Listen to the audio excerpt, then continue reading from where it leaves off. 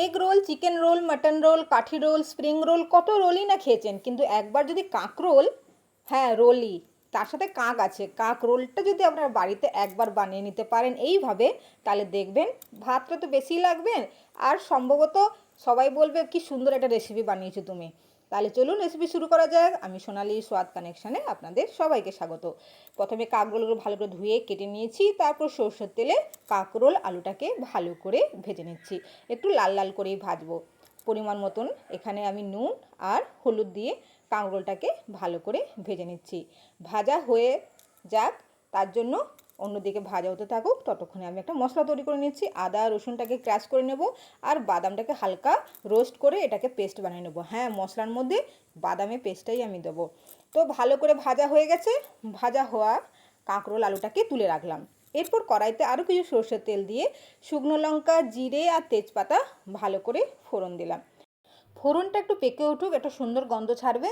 এরপরে আমি যে গ্রেট করে রাখা আদা আর কাঁচা লঙ্কাটাকে এই সময় ফোড়নের সঙ্গে ভালো করে কষিয়ে নেবো। এরপরে আমি যে চাইলে মুগ ডাল কাঁচা লঙ্কাটা পেস্টও দিতে পারেন, আমি এটাকে ক্র্যাশ করে দিলাম, তার স্বাদটা একটু অন্য ধরনের লাগবে। তো ভালো করে মশলাটা কষানো হয়ে গেছে। এরপরে পরিমাণ মতন হলুদ দিয়ে দিচ্ছি, লাল লঙ্কা গুঁড়ো দিয়ে দিচ্ছি, আর আমি দিয়ে দিচ্ছি জিরে আর ধনে গুঁড়ো। সব কিছুকে দিয়ে মশলাটাকে ভালো করে একটু কষিয়ে নেবো। দেখুন মশলাটা একটু লাল লাল মতন কষানো হয়ে গেছে। এরপরেই আমি পেস্ট করে রাখা বাদামটা আমি দিয়ে মশলাটাকে ভালো করে কষিয়ে নেবো। বাদামটাকে আমি হালকা রোস্ট করে তারপর পেস্ট করেছি, কাঁচা বাদামটা দিইনি, আপনারা হালকা রোস্ট করে নেবেন, নাহলে বাজার থেকে ভাজা বাদাম কিনে নিয়েও সে দিয়ে যেতে পারেন।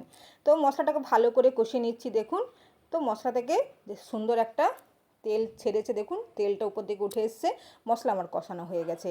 এই সময় দিয়ে দিচ্ছি পরিমাণ মতো নুন। ভাজার সময় নুন দিয়েছিলাম, এই জন্য পরিমাণটাকে একটু দিয়ে ভালো করে মশলাটাকে আরেকটু কষিয়ে নিচ্ছি। মশলা আমার কষানো হয়ে গেছে। এরপরেই আমি ভেজে রাখা কাঁকরোল আলুটাকে দিয়ে ভালো করে মশলার সাথে কষিয়ে নেব। 2 থেকে 3 মিনিটের মতন মশলাটাকে ভালো করে কষিয়ে নিচ্ছি।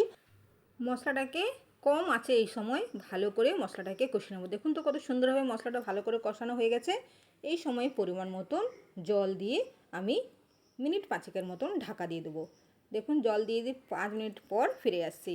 5 মিনিট পর দেখুন আমার তরকারি প্রায় রেডি হয়ে গেছে। এরপরেই আমি 1 চামচের মতন ভাজা জিরে গুঁড়ো দিয়ে 1 মিনিটের মতন একটু নেড়ে চেড়ে এটা গ্যাস বন্ধ করে ঢাকা রেখে দেবো। 1 মিনিট পর দেখুন আমার তরকারি রেডি হয়ে গেছে, আর কালারটা কত সুন্দরও এসছে। তো এই হয়ে গেছে আমার আলু কাঁকরোলের তরকারি। বাড়িতে অবশ্যই একবার এভাবে বানাবেন। আর ভিডিওটি দেখার জন্য আপনাদের অসংখ্য ধন্যবাদ, পাশে থাকবেন।